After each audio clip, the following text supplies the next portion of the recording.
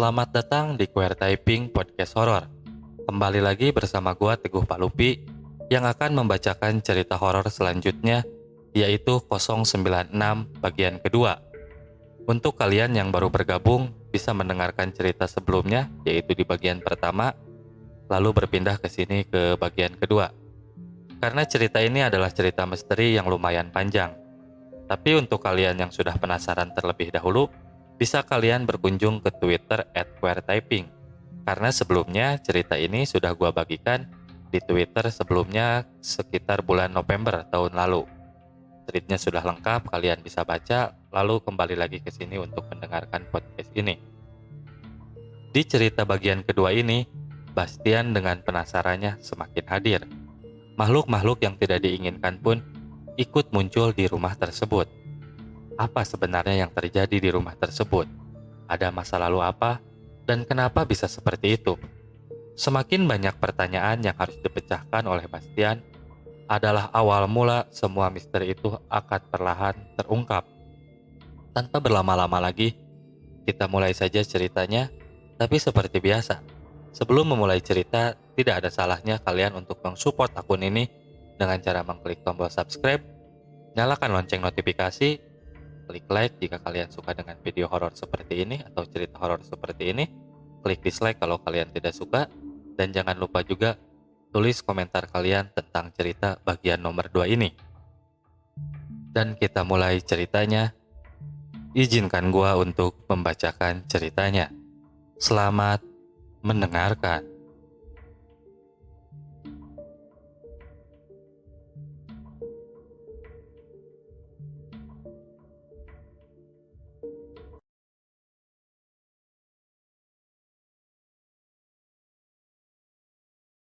Karena penasaran masih saja aku rasakan. Walau Kak Salsa dan Kak Nena dengan antusias saling memberikan informasi tentang segala hal yang berkaitan dengan kota ini, dan tentang kampus yang nantinya jika aku keterima tidak akan terlalu kaget dengan dunia baru yang tidak akan lama lagi aku jalani. Masih saja aku bertanya tentang cerita yang pernah terjadi di jalan yang tepatnya berada rumah yang sekarang aku tempati, yaitu rumah bekas peninggalan nenekku. Kak, benar kejadian yang kakak ceritakan sebelumnya itu di jalan dekat rumah yang sekarang aku tempati kan? Tanyaku tiba-tiba kepada Kak Nena, dan sontak membuat Kak Salsa juga menatap langsung ke arahku. Ceritanya sih aku tahu dari kakak aku, Bas. Terus mama juga pernah bahas. Tapi beneran deh, aku lupa. Lagian udah lama banget sih, Bas. Tapi tenang aja, kayaknya nggak deket-deket banget deh sama rumah kalian. Apalagi rumah kan nomornya ujung juga ya, 097. Jawab Kak Nena dengan sangat tenang. Lagian Bas, nanti kita tanyakan saja ya sama Mang Yaya. Pasti dia tahu, biar kamunya nggak terlalu penasaran begitu. Sahut Kak Salsa memberikan saran. Mang Yaya siapa lagi, Sa? Kok aku baru dengar nama itu? Tanya Kak Nena penasaran. Itu loh nah, yang mengurus rumah nenekku dari dulu sampai sekarang. Termasuk orang kepercayaan ibu sih. Tapi katanya dari dulu juga Mang Yaya udah mengurus rumah nenek. Jawab Kak Salsa menjelaskan. Ya pasti tahulah itu mah. Benar, tanyain aja. Lagian masalah itu bilang aja. Emang pengen tahu dan gak ada maksud apa-apa. Ucap Kak Nena memberikan saran. Benar juga. Setelah mendengarkan saran dari Kak Salsa, aku sedikit lega. Memang benar, Mang Yaya bakalan bercerita banyak ketika aku tanya tentang kejadian itu. Setelah makan selesai, selanjutnya aku, Kak Salsa, dan Kak Nena melanjutkan berjalan-jalan ke salah satu pusat perbelanjaan di kota ini dan berkeliling sampai sore menjelang tiba. Dan sedikit demi sedikit tentang segala hal di kota ini aku pahami. Dan cukup lumayan membuat aku perlahan merasa nyaman. Sampai akhirnya aku, Kak Salsa, dan Kak Nena berpisah karena berbeda jurusan jalan pulang. Sementara Kak Salsa menyarankanku untuk tidak dulu bertanya hal-hal seperti itu kepada Mang Yaya. Takutnya kenapa-kenapa, dan membuat aku dan Kak Salsa jadi tidak betah tinggal di rumah. Karena sebuah sugesti yang dibangun oleh rasa penasaran dan ketakutan semataku saja. Kak, rumah di belakang yang ada gerbang tua itu, yang Bang Yaya larang kita membukanya, apa Kakak tahu itu rumah siapa?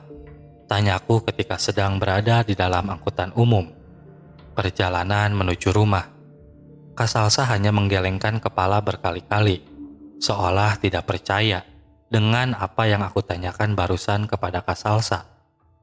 Sudah ya, ingat saja Bas sama tujuan kita. Jangan aneh-aneh. Apapun yang seharusnya kita tahu, suatu saat nanti juga akan tahu kok Bas.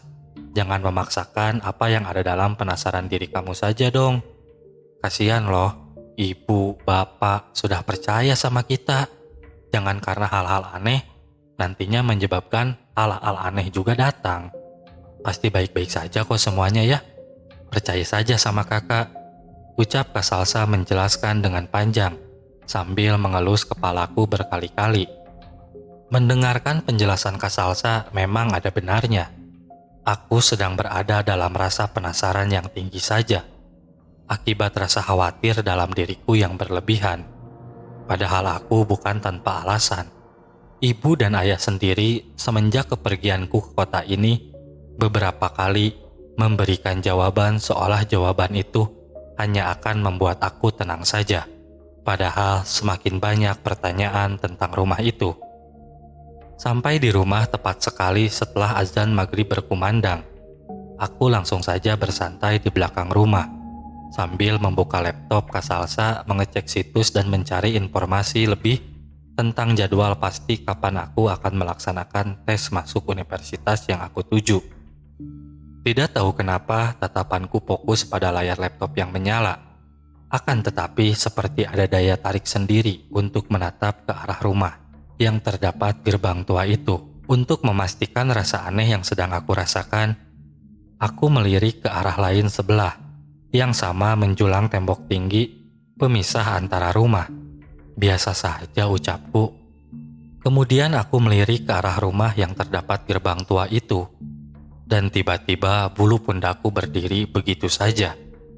Kejadiannya sama, seperti malam kemarin ketika aku baru selesai mengunci pintu dan menutup gorden. Kok bisa ya seperti ini? Ucapku mengusap pundak berkali-kali.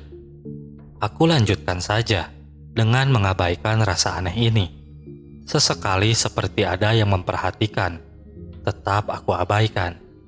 Di antara gerbang besi itu memang ada celah yang sedikit antara besi penyangga dan besi yang sebagai pintu. Aku rasakan perhatian itu datang dari situ, seperti ada mata yang melihatku dengan sangat tajam. Tidak terasa terus aku biarkan saja. Sampai Kak Salsa datang menghampiriku dengan tiba-tiba menyapaku. Emang paling nyaman ya Bas, duduk di sini santai. Nanti kedepannya bakalan jadi tempat teman-teman aku deh. Untuk sekedar kumpul kayak gitu Bas. Gimana menurut kamu? Ya udah sih Kak, bagus malah. Jadi biar nggak terlalu sepi, jadi rame gitu. Kak, akhir pekan ini aku kebagian jadwal tes. Kakak jadi kan ambil semester pendeknya? Tanyaku kepada Kak Salsa. Jadi dong, biasa Bas. Nanti juga kamu ngerasain deh seperti kakak. Yuk kita masuk aja yuk ke dalam rumah. Biar sekalian kakak mengunci pintunya. Ucap Kak Salsa mengajakku. Segera aku masuk ke dalam rumah dengan Kak Salsa yang mengunci pintu. Baru saja suara kunci pintu terdengar. Cekrek, cekrek. Tiba-tiba suara keras seperti ada orang yang jatuh terdengar sangat jelas. Gebruk. Aku dan Kak Salsa saling bertatapan beberapa detik. Entah kenapa tiba-tiba aku refleks dan kembali membuka pintu yang sudah terkunci itu dan langsung melihat di sekitar. Apa Bas yang jatuh? Suaranya kok kenceng gitu ya? Ucap Kak Salsa masih heran. Nggak ada apa-apa sih Kak.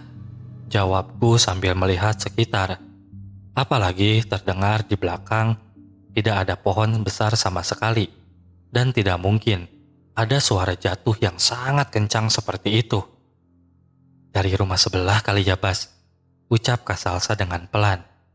Sebelah mana, Kak? Tanyaku tanpa melihat ke arah Kak Salsa. Sana mungkin? Atau sana? Jawab Kak Salsa sambil menunjuk dua arah rumah yang terhalangi oleh tembok besar. Aku dan Kak Salsa langsung saja masuk ke dalam rumah. Di ruang tengah, Kak Salsa menjelaskan dengan logika dasar.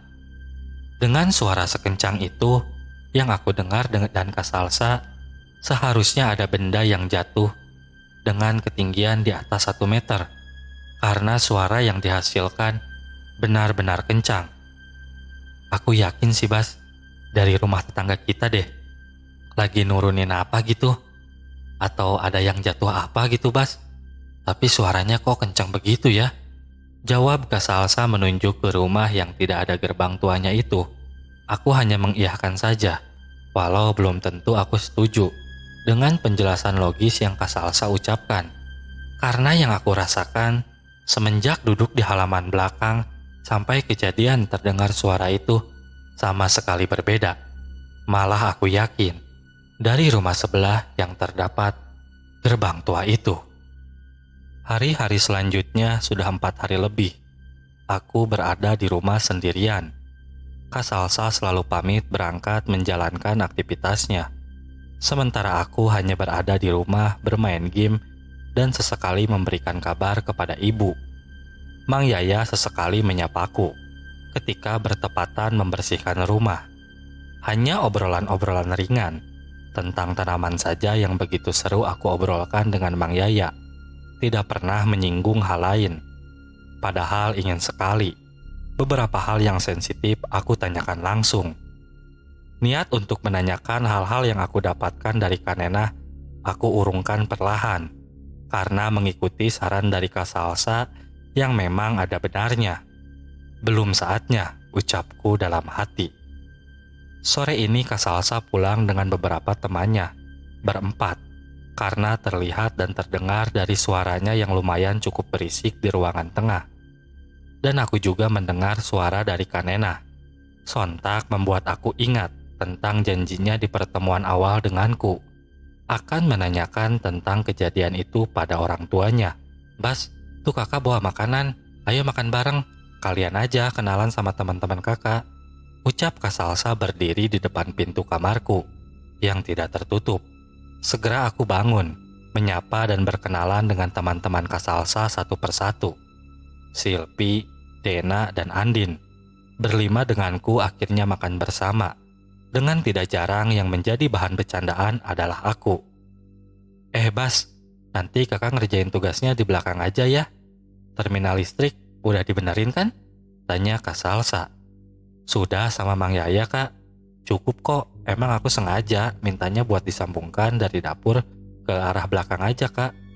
Kak, ibu bilang besok motor aku baru bisa diambil dari stasiun kota. Antar ya, ucapku yang baru selesai makan. Dena dan Andin temannya Kak Salsa tidak jarang terlibat obrolan seru denganku. Dengan Kanenah juga. Membicarakan hal-hal yang aku juga bisa masuk ke obrolan mereka. Yang mereka sedang bahas adalah tentang kekaguman teman-teman Kak Salsa pada rumah ini. Masih dengan gaya tua yang dipertahankan. Tapi ada yang berbeda dengan Silpi. Lebih banyak diam. Dan hanya tersenyum saja sesekali ketika bertatapan mata denganku secara tidak sengaja. Kanena, udah ditanyain belum sama ibu kakak soal kejadian di rumah mana? Tanyaku ketika pas sedang membahas soal rumah ini. Emang ada kejadian apa gitu nah? Tanya Kak Dena mulai sama penasarannya denganku. Iya nah, kok gak pernah cerita sih? Sahut Andin sama penasarannya. Ini mah ya, apa-apa tuh suka penasaran gini. Jawab Kanena sambil bercanda. Lupa nomor rumahnya, kata ibuku sih. Dulu yang ibu ingat, di depan rumahnya tuh Bas, ada pohon beringin yang sangat besar. Ucap Kanena menjelaskan penuh dengan ekspresi. Sudahlah Bas, coba kamu lihat. Emang sepanjang jalan ini ada pohon beringin yang besar? Kan gak ada. Bisa aja salah kan? Dari sebuah cerita masa lalu itu, Jawab Kak Salsa menjelaskan. Iya juga sih, Sa, benar kata kamu. Udah benar, Bas. Kamu itu jadi orang penasaran banget sih, ucap Kak Nena sambil menepuk pundakku. Akhirnya aku benar-benar membuang rasa penasaran itu. Walau aku simpan baik-baik, hanya sebuah kalimat. Di depannya ada pohon beringin yang sangat besar, dan niatku besok akan melihat rumah itu dari depan, yaitu rumah sebelah yang terdapat gerbang besi tuanya yang menjadi pemisah dengan rumah nenekku ini. Baru saja Kak Salsa siap-siap merapihkan halaman belakang, menyiapkan beberapa cemilan dan minuman untuk teman-temannya itu. Tiba-tiba Silpi yang sedari tadi hanya memperhatikan, bahkan tidak pernah terlibat obrolan apapun, berbicara dengan pelan. Iya, rumah sebelah sih berisik banget ya, ucap Silpi dengan pelan-pelan dan dengan secara tiba-tiba. Aku, Nena, Dena, dan Andin sontak langsung menatap ke arah Silpi. Bahkan Silpi tetap dengan tatapan kosongnya. Pi, ngomong apa sih kamu ini? Tanya Nena sambil menepuk tangan Silpi. Enggak kok, jawab Silpi sangat singkat dan sambil tersenyum. Ayo, udah siap tuh di belakang. Kalau kemalaman kalian nginep aja ya di sini, ucap Kak Salsa sambil berdiri. Segera teman-teman Kak Salsa beranjak ke belakang, dan aku langsung terbaring di sofa ruangan tengah. Masih penasaran dengan rumah yang dimaksud Silpi. Rumah yang mana? Bahkan tidak tahu kenapa ada penasaran bahwa yang dikatakan Silpi bisa saja benar, walau tanpa alasan yang sangat jelas. Bas, ini nanti kasih ke Mang Yaya ya. Kalau malam ini Mang Yaya kesini, ucap Kak Salsa dengan tiba-tiba dan terkesan buru-buru. Iya Kak, siap, jawabku singkat sambil menerima sejumlah uang di dalam amplop.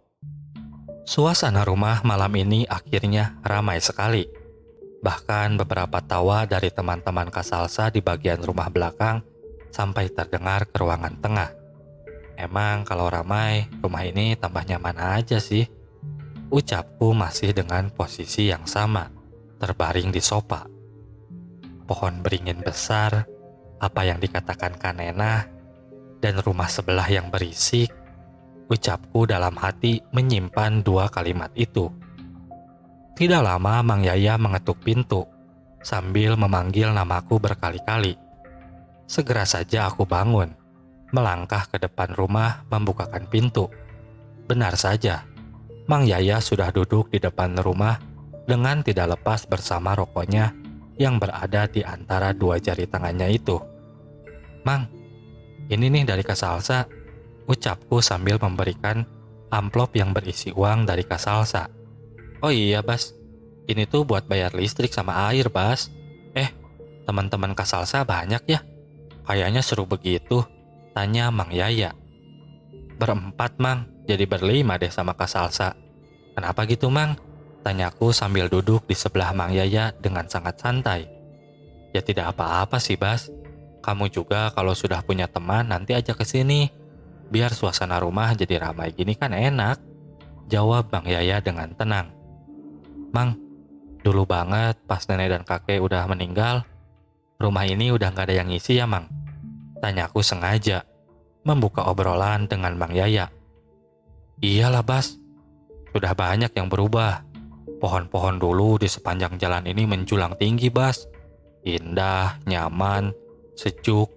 Tapi berjalannya waktu semuanya berubah. Namanya juga waktu ya Bas. Kamu juga udah segede ini. Padahal abang tahu kamu dari kecil nih. Waktu kamu diurus sama nenek kamu tinggal di sini. Jawab Mang Yaya sambil tersenyum. Tiba-tiba ada kalimat pohon. Apa ini waktu yang tepat untuk sekedar bertanya dan menyerempet, mencocokkan informasi dari Kak Nena ke Mang Yaya? Ucapku dalam hati. Mang, dulu emang kata ibu ada pohon beringin besar ya Mang di sini? Tanyaku yang tidak tahu kenapa malah menjual nama ibu. Ibu emang pernah bilang begitu Bas? Tanya Mang Yaya seperti kaget dengan apa yang aku tanyakan. Enggak bilang sih Mang, sekedar cerita begitu aja.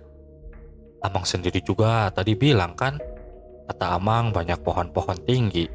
Berarti sesuai dong dengan apa yang pernah ibu katakan kepada aku. Ucapku memberi alasan yang paling logis, biar tidak ada kecurigaan dari Mang Yaya.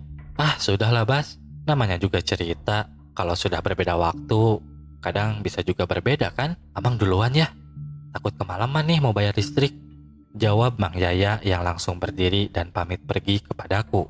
Padahal aku lihat, barusan Mang Yaya begitu nyaman duduk santai. Entah kenapa, apa karena pertanyaanku tentang pohon-pohon itu? Atau emang benar, apa yang dikatakan Mang Yaya barusan, hanya berniat pergi untuk membayar listrik.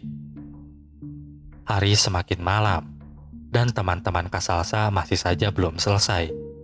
Aku lihat sudah jam 10 malam. Segera aku ke belakang untuk menemui Kasalsa. Kak, itu motor kalau mau pada nginap, bawa aja ya ke belakang. Jangan lupa kunci juga. Aku mau ini ya, tidur duluan ya. Ucapku sambil melihat aktivitas teman-teman Kasalsa yang benar-benar sibuk. Kasalsa hanya mengiyakan saja apa yang barusan aku katakan tanpa melihat ke arahku. Dan Silpi yang membuat ada rasa tertarik lain karena Silpi berbeda menggunakan sweater tebalnya. Sementara yang lainnya biasa saja. Emang dingin? Orang aku saja merasa gerah malam ini. Tumben, ucapku dalam hati sambil melangkah menuju kamar dan beristirahat sambil melihat beberapa informasi di media sosial yang membahas beberapa chat yang masuk ke dalam grup HP-ku saja. Karena merasa suasana terbawa hangat oleh kehadiran teman-teman Kasalsa, tidak tahu kenapa rasa ingin tidur datang lebih awal. Padahal seharian dan beberapa hari ke belakang hanya menghabiskan waktu dengan bersantai saja. Ah dasar, malam ini benar-benar cukup ngantuk, ucapku dalam hati. Aku terbangun dengan HP yang masih berada di sebelahku. Ketiduran emang enak banget sih, ucapku sambil melihat jam. Sudah jam 3.35 pagi. Tidak terasa, lama juga aku tidur. Ucapku sambil berusaha berdiri karena ingin membuang air kecil. Baru saja melangkah ke ruangan tengah, aku melihat Andin dan Silpi tidur di luar, di depan televisi yang masih saja menyala. Sementara Kasalsa, Kanenah, dan Dena tidur di kamarnya. Silpi belum tidur, masih terlihat cahaya HP-nya, ucapku ketika membuang air kecil di WC. Sambil berjalan menuju kamar, segera aku matikan TV. Setelah melihat remote TV yang berada di sebelah Andin. Bas, kamu bangun? Ya matiin aja Bas TV-nya. Nggak aku lihat kok, ucap Silpi sambil bangun dan duduk dengan selimut yang menutupi badannya. Pi, kamu kok pucat begitu? Apa kamu sakit? Tanyaku karena kaget melihat wajah Silpi sangat pucat, bahkan wajah terpucat yang pernah aku lihat. Tidak apa-apa Bas, ini biasa, aku kalau datang koma tuh seperti ini. Ini bukan penyakit kok, jawab Silpi sangat perlahan. Segera aku memberikan botol minuman kepada Silpi, melewati badan Andin yang sedang tertidur sangat lelap. Silpi langsung meminumnya, walau hanya sedikit sekali. Serius Pi, kamu nggak apa-apa? Kok pucatnya sampai begitu sih? Ucapku yang sudah duduk di dekat Silpi. Serius Bas, kamu percaya nggak sih dengan apa yang pernah aku katakan barusan ketika aku sampai di rumah ini? Tanya Silpi dengan melihatku. Soal rumah sebelah yang berisik bukan? Jawabku.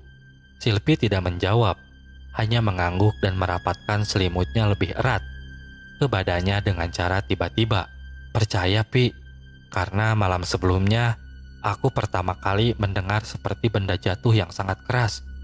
Kata Kasalsa menjelaskan dari rumah sebelah sana. Ucapku sambil menunjuk ke arah rumah sebelah yang tidak ada gerbang tuanya. Bukan sebelah sana, jawab Silpi sambil memejam seperti ketakutan. Menunjuk ke arah rumah sebelah yang ada gerbang besi sebagai pemisah rumah. Maksudnya berisik, kamu dengar hal yang sama denganku dan Kasalsa? Tanyaku yang sedikit mulai ketakutan.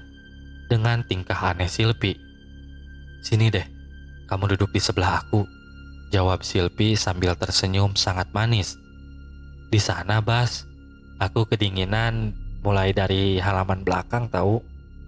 Menangisnya terus-menerus, kencang lagi. Gak tahu kenapa aku gak bisa menerjemahkan hal-hal yang aku dengar, Bas. "Tapi Bas, tolong ya, jangan ceritakan ini ke Kak Salsa. Takutnya nanti jadi kenapa-napa ya," jawab Silpi yang langsung memegang tanganku. Dan benar saja, tangannya sangat dingin, bahkan benar-benar dingin. Hal inilah yang membuat aku percaya dengan apa yang barusan Silpi katakan kepadaku. "Percaya kan, Bas, dengan apa yang barusan aku katakan?" tanya Silpi semakin erat memegang tanganku. "Percaya, Pi, selagi tidak saling mengganggu. Aku tidak apa-apa. Lagian, namanya juga rumah kan ya, Pi?" ucapku dengan pelan, mencoba menenangkan suasana. Bahkan Silpi tidak menjawab dan hanya mengganggukan kepalanya berkali-kali, tapi kemudian menggelengkan kepalanya juga. "Maksudnya, Pi?" tanyaku dengan sedikit keras. "Tidak, Bas. Sudah, sini kamu simpan aja nomor kamu. Nanti jika ada waktu kita bisa bicara berdua deh," ucap Silpi sambil memberikan HP yang berada di tangan sebelahnya. Setelah selesai menyimpan nomor HP-ku di Silpi, segera aku masuk ke kamar dan berpesan kepada Silpi, kalau ada apa-apa bangunkan saja aku di kamar. Dan Silpi hanya tersenyum saja, lalu mengangguk, seolah itu adalah sebuah persetujuan yang dia berikan. Kemudian aku terbaring kembali di kamar. Entah kenapa apa yang dikatakan Silpi membuat aku sangat percaya, walau logikaku bisa saja berkata, "Bagaimana kamu percaya, Bas? Silpi orang yang baru beberapa jam kamu kenal. Tidak tahu siapa dia sebenarnya dan dari mana dia bisa tahu soal hal-hal rumah sebelah, apalagi soal tangisan." Tapi kalimat itu bisa dipatahkan dengan apa yang sudah aku rasakan. Apalagi dingin tangannya sudah cukup membuatku yakin. Kalau benar, selama tidak mengganggu, tidak apa-apa ucapku. Walau hanya untuk menenangkan saja apa yang sedang aku rasakan yang berkaitan dengan rumah sebelah tersebut. Pagi harinya aku terbangun lumayan sangat siang, bahkan sudah jam 10 pagi, dan teman-teman Kak Salsa sudah tidak ada. Aku hanya melihat Kak Salsa sedang duduk saja di ruangan tengah, dengan laptop yang berada di depannya. Tiba-tiba Kak Salsa bertanya kepadaku, "Jadi nggak hari ini ke stasiun kota? Bangunnya siang amat," tanya Kak Salsa kepadaku. "Jadi Kak, ayo, aku mandi dulu sebentar. Sudah itu kita ambil motor buat jalan-jalan Kak, lumayan," jawabku dengan senang. "Alah, motor tua juga," jawab Kak Salsa yang selalu senang mengejekku. Selesai mandi langsung saja aku dan Kak Salsa bergegas menuju stasiun kota. Di jalan tidak ada henti-hentinya aku menanyakan soal Silpi. "Idih, ini mah kamu suka ya Bas sama Silpi? Emang cantik sih, tapi kadang dia aneh loh Bas. Suka tiba-tiba melamun. Tapi kita-kita mengakui sih kalau Silpi itu bisa loh Bas ke hal-hal seperti itu," jawab Kak Salsa ketika sedang berada di dalam angkutan umum denganku menuju stasiun kota. "Ye, ini mah wajar kali Kak aku suka. Emang mau adiknya suka sama cowok?" jawabku dengan tertawa. "Ya jangan, ibu pasti kecewa Bas." "Ya udah pepet aja sih kalau kata kakak. Kenalan aja, orangnya baik kok Bas," jawab Kak Salsa dengan sedikit tertawa geli. Aku sengaja tidak menanyakan lagi ke arah apa yang diomongkan Kak Salsa soal Silpi bisa ke hal-hal begitu, karena jawaban itu sudah menambah keyakinanku apa yang dikatakan Silpi semalaman memang benar adanya tentang suara tangisan di rumah sebelah itu. Sampai di stasiun kota membereskan pembayaran, membeli bensin, dan segalanya. Akhirnya aku dan Kak Salsa bisa pulang dengan si Kukut, nama motor tuaku ini. Dan sekarang si Kukutlah yang akan menemaniku untuk besok datang ke kampus. Sore dan malam hari berjalan seperti biasanya. Tidak ada gangguan ataupun perasaan lain. Apalagi selama aku yakin tidak saling mengganggu. Walaupun hanya baru sedikit. Apapun yang ingin aku tahu, sedikitnya informasi dari Silpi jelas sangat membantuku. Untungnya aku disibukkan dengan persiapan untuk besok, sehingga fokus pada urusan kampus saja. 2 bulan berjalan dengan cepat. Setelah aku benar-benar diterima di mana yang sudah menjadi harapanku, menjadi kenyataan. Tentunya ibu dan bapak bahkan Mang Yaya juga senang dengan kabar keterimanya aku di kampus tersebut. Dan hari-hariku lebih melelahkan menyiapkan segalanya. Bahkan kalau sampai rumah, aku lebih banyak tertidur karena kelelahan. Apalagi masa-masa ospek dan awal kuliah membuat aku harus beradaptasi dengan kebiasaan baru di kota ini dan dengan segala aktivitasku. Akhirnya aku mempunyai teman dekat satu jurusan, Anton namanya. Orangnya bahkan terbilang sangat cuek karena pertemuan dalam satu kelompok ketika masa ospek. Sampai kuliah berjalan normal, Anton ternyata satu kelas denganku. Bas, sesekali nongkrong dong di rumah kamu, ucap Anton ketika sudah 2 bulan dekat denganku. Boleh Ton, ayo, ucapku. Akhirnya Anton untuk pertama kalinya berkunjung ke rumahku sore ini. Karena Anton asli dari kota ini, baginya daerah rumah tidak terlalu asing buat dia. Ayo masukin saja Ton motornya. Ketika sampai di rumah, Anjir, tua banget ini rumah Bas. Kok bisa sih rumah sekeren ini? Ucap Anton, melihat kesan pertama ketika masuk ke dalam rumah. Dulu sih Ton, ini bekas nenek aku. Pas sekali dengan kakakku di sini kuliah, ya sudah deh jadinya ditempatin aja Ton. Ucapku, langsung mengajak untuk bersantai di halaman belakang. Ini kenapa Bas ada gerbang? Tanya Anton heran melihat gerbang tua yang menjadi pemisah antara rumah. Iya Ton, penghubung ke sana Ton, ke rumah sebelah. Jawabku sambil menyeduh kopi di dapur. Tidak lama sore hari menjelang malam tiba, dan aku mandi meninggalkan Anton sendirian di halaman belakang. Sementara Kak Salsa belum pulang, dan biasanya rumah sudah rapih, karena sore hari sebelum aku pulang, pasti sudah dirapihkan oleh Mang Yaya. Karena sakit perut, mandiku lumayan cukup lama, dan aku yakin Anton pasti nyaman di halaman belakang, apalagi dia sambil mencarger HP-nya. Sekitar 20 menit lebih, selesai bersalin, dalam keadaan segar ketika aku berjalan ke belakang. Gimana Ton? Nyaman kan di sini? Ucapku. Yang membuat aku kaget, Anton sudah tidak ada di kursi. Kemana dia? Apa dia beli rokok? Ucapku. Segera aku berjalan ke depan untuk melihat motornya, yang memang motornya sudah tidak ada, yang awalnya terparkir di samping si Kukut sebelumnya. Segera aku telepon dia, bahkan sama sekali tidak diangkat. Aku menunggu di ruangan tengah sambil santai. Setelah hampir 30 menit, Anton sama sekali belum kembali, dan rasa khawatirku mulai muncul perlahan. Segera aku mengambil HP dan berusaha menghubungi lagi Anton. Kemana kali? Ucapku di telepon kepada Anton. Aduh Bas, sorry nih, aku pulang duluan ya. Jawab Anton dengan suara gemetar. Ya udah, nggak apa-apa. Kenapa Ton? Kok kayak yang gemetaran gitu ngomongnya? Nggak apa-apa Bas. Sudah dulu ya, nanti besok kalau ada kelas aku kabarin ya Bas ya. Ucap Anton langsung menutup telepon. Aneh, ucapku. Padahal katanya mau santai lama di sini. Tahu-tahu begitu. Aku sama sekali tidak berpikir apapun dan menganggap semuanya baik-baik saja. Sampai jam 8 malam ini Kak Salsa belum pulang juga. Segera aku telepon Kak Salsa untuk memastikan membawa kunci rumah atau tidak. Halo Kak.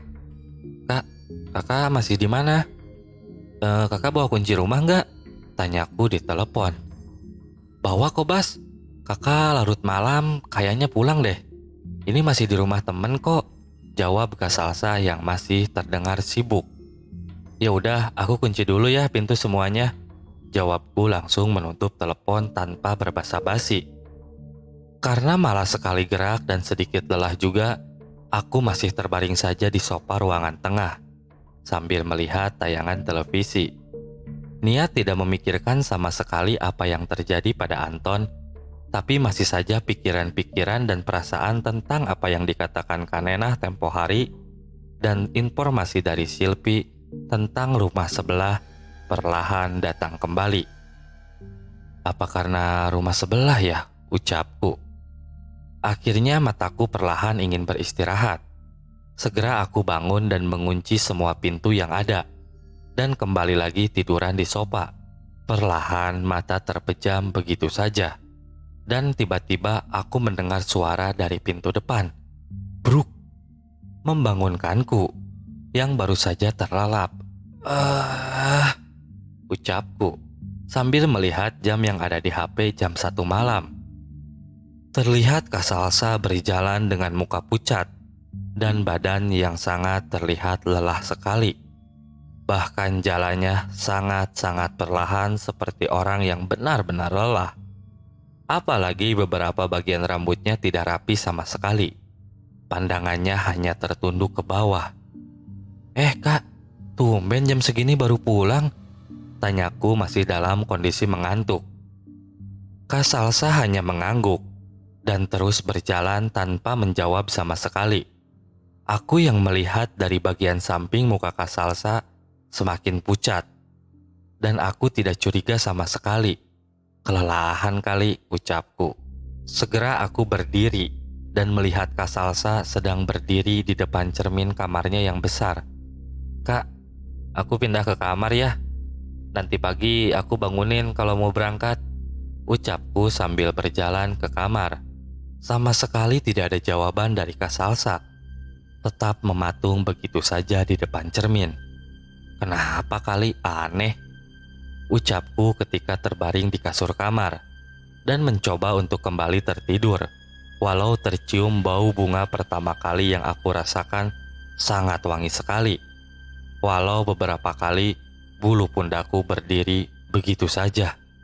Kemudian di dalam kamar aku mencoba menutup muka dengan bantal karena mengantuk yang tidak pernah datang kembali dan sangat susah sekali untuk mata terlelap. Pagi harinya aku terbangun oleh telepon berkali-kali dari Kak Salsa dan Silpi ketika melihat ke notifikasi HP. Tumben sih, kok Kak Salsa nelpon ya? Padahal dia ada di rumah, ucapku kemudian terbangun. Melihat grup kelas ternyata hari ini kosong dan hanya tugas saja yang semakin menumpuk. Segera aku mengabari Anton dan akan berkunjung ke rumahnya. Dan Anton hanya menjawab singkat, "Iya." Ketika bangun, aku sudah tidak melihat Kak Salsa ada di kamarnya. Rajin sekali sih, udah berangkat lagi. Mungkin tadi telepon aku mau kasih tahu kali, ucapku. Langsung mandi dan melakukan persiapan untuk keluar mengunjungi rumah Anton. Sambil menunggu mesin Cikukut panas, aku menerima pesan dari Silpi. Bas, kayaknya hari ini kita harus ketemu deh. Chat dari Silpi. Ayo Pi, lagian aku kosong. Dan sekalian aku mau ke rumah Anton, ikut aja yuk. Tidak lama aku janjian dengan Silpi di salah satu jalan yang terdapat toko besar. Dan langsung saja aku berangkat. Baru saja berbelok ke arah rumah sebelah, aku sangat kaget dengan apa yang barusan aku lihat. Kok Mang Yaya baru keluar dari rumah itu sih? Ucapku sambil memperhatikan dan memastikan bahwa itu benar-benar Mang Yaya. Entah kenapa, pikiranku jadi kemana-mana. Sepanjang jalan menemui Silpi membuat penasaran dan cocokologi dari informasi-informasi yang sebelumnya sudah aku abaikan karena kesibukan perkuliahan, kini perlahan hadir kembali dengan sendirinya. Tidak lama setelah sedikit kemacetan normal di kota ini, aku sudah berada di tempat parkiran toko buku ini dan segera menelepon Silpi bahwa aku sudah menunggunya. Terlihat Silpi dengan khas kecantikannya berjalan menghampiriku dengan wajah yang tidak biasa, seperti ada kecemasan. Bas, banyak banget deh yang mau aku bicarakan sama kamu, ucap Silpi sangat serius. Setelah dari rumah Anton, kita cari tempat makan aja ya Pi, ucapku sambil memberikan helm yang biasa Kak Salsa gunakan. Segera aku menuju rumah Anton dengan Silpi yang aku bonceng. Di sepanjang perjalanan, Silpi tidak bicara apapun. Sementara aku masih mempertanyakan dan memikirkan apa yang dilakukan Mang Yaya. Setelah aku melihat keluar dari rumah sebelah. "Bas, kamu baik-baik saja kan?" tanya Silpi yang sedikit tidak jelas karena suara angin di motor. "Hah? Gimana Pi maksudnya?" tanyaku. "Kamu baik-baik saja kan Bastian?" ucap Silpi sedikit keras. "Kenapa emang?" "Cie, udah mulai khawatir nih," jawabku sambil bercanda. "Ih, serius loh Bas," jawab Silpi sambil menepuk pundakku terlihat kesal. Tidak lama sampailah ke rumah Anton. Segera aku turun. "Aku baik-baik saja kok Silpi. Walaupun setelah obrolan kita pertama pas kamu nginap di rumahku 2 bulan lebih ke belakang kan. Rasa-rasa aneh sekarang datang lagi loh Pi," ucapku sambil melepaskan helm di kepala Silpi. Silpi tidak menjawab, dan untuk pertama kalinya dia langsung memegang tanganku dengan hangatnya tanpa berbicara apapun. Segera aku dan Silpi mengucapkan salam di depan rumah Anton. Dan memang ini untuk kedua kalinya aku datang. Setelah pertama mengantarkannya pulang karena tidak membawa motor ke kampus. Tidak lama ibunya Anton keluar dan bilang kalau Anton dari semalam demamnya sangat tinggi. Dan beberapa kali dalam tidurnya mengigo yang aneh-aneh. Kadang-kadang mengelus perutnya dan langsung sesekali tertawa seperti wanita. Silpi langsung kembali memegang tanganku dengan sangat erat. Ketika aku melihat langsung kondisi Anton. Anton terbangun dengan kehadiranku. Bas, sorry ya Bas." "Oh, ini cewek yang sering diceritakan Bas," ucap Anton padaku sambil tertawa. Padahal aku tahu dia dalam keadaan tidak baik-baik saja. Segera aku mengenalkan Silpi dan Anton. Beberapa kali aku tanya, tidak tahu kenapa jawabannya selalu bilang baik-baik saja. "Ton, gara-gara pulang dari rumah aku bukan?" tanyaku yang kelima kalinya mungkin, karena merasa bersalah dengan sakitnya Anton, yang membuat ibunya sampai khawatir sekali. "Iya Bas," ucapnya sangat pelan ketika ibunya keluar dari kamar Anton. "Kenapa Ton? Aku kan mandi. Sementara kemarin kamu duduk di belakang kan?" jawabku. Bas, rumah sebelah kamu itu aku penasaran. Setelah ada suara yang keras menghantam pintu besi itu, aku penasaran banget Bas. Siapa yang melempar dengan begitu keras?" Aku lalu bangkit dan menghampiri pintu itu. Ada celah sedikit banget Bas di antara pintu dan penopangnya itu. Setelah aku intip, jawab Anton dengan gemetaran dan keringatnya mulai turun di wajahnya, diikuti oleh omongannya yang terbata-bata. Sakit," ucap Anton sambil menahan perutnya dengan sangat kuat. "Sudah Ton, kalau masih sakit jangan dipaksakan. Kasian," sahut Silpi dengan muka cemasnya sambil terus memegang tanganku dengan erat. Aku ngelihat wanita dengan perut besar, berambut panjang. Aku ngelihatnya menyamping sih Bas. Aku kayak ngelihat wanita berambut panjang gitu sedang mengelus perutnya Bas. Dan melihat ke arahku, wanita itu langsung tersenyum. Aku benar-benar kaget Bas, dan langsung pergi saking kagetnya. Padahal itu celah sangat kecil loh Bas, dan tidak pernah masuk akal. Setelah aku pikirkan berkali-kali, dan wanita itu sangat jelas Bas, wanita hamil, ucap Anton sambil keluar air matanya. Mungkin suara yang Anton dengar sama halnya suara yang sebelumnya aku dengar juga, ucapku dalam hati. Karena rasa bersalah, aku terus meminta maaf pada Anton. Akan tetapi Anton merasa itu kesalahannya saja. Dan Anton tetap percaya sakitnya bukan karena hal itu. Karena siang ini Anton dan ibunya akan pergi ke dokter, sekedar memeriksa dan meminta obat. Aku dan Silpi pamit langsung pulang. Di perjalanan menuju tempat makan, tidak ada pembicaraan apapun dengan Silpi. Ada yang tidak beres, ucapku. Sampai di tempat makan, Silpi masih menunjukkan muka penuh rasa khawatirnya. Setelah memesan makanan, aku langsung saja menanyakan pada Silpi, kalau kemarin apa barang dengan kakakku. "Pi, semalam pulang jam berapa?" tanyaku. "Nggak pulang, Bas. Nginap di rumahnya Andin." "Kenapa gitu?" jawab Silpi. "Kak Salsa pulangnya larut malam banget tau, Pi," ucapku dengan santainya. "Hah? Maksudnya? Maksud kamu Kak Salsa kakak kamu?" bentak Silpi dengan kagetnya. "Iya, pulangnya malam banget. Kenapa sih kamu jadi ngebentak aku?" ucapku karena kaget. "Semalam kakak kamu itu gak pulang, Bastian. Salsa sama kita bahkan tadi juga belum pulang.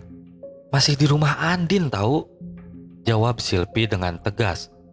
Aku langsung terdiam beberapa detik dan kembali mengingat yang semalam berjalan siapa. Sementara aku melihatnya dengan jelas. Walau apa yang dikatakan Silpi benar, lantas semalam yang berdiri mematung di depan kaca kamar Kak Salsa siapa? "Kamu gak bercanda kan, Pi?" tanyaku dengan perlahan.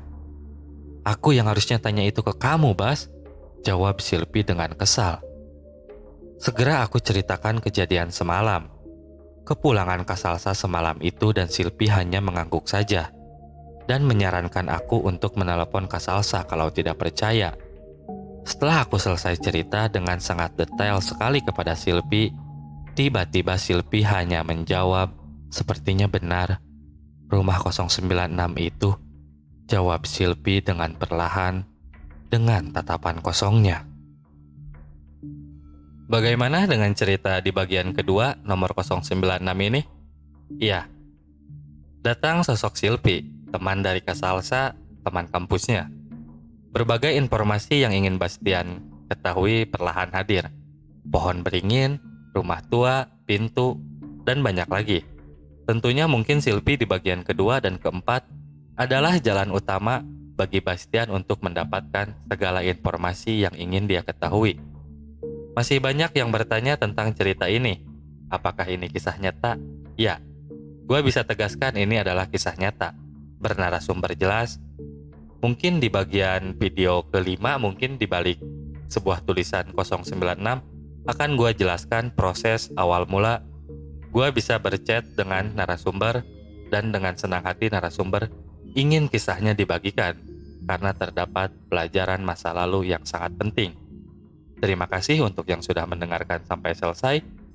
Jangan lupa subscribe, like, nyalakan lonceng notifikasi, komen juga tentunya. Dan yang terakhir, sampai jumpa di cerita selanjutnya.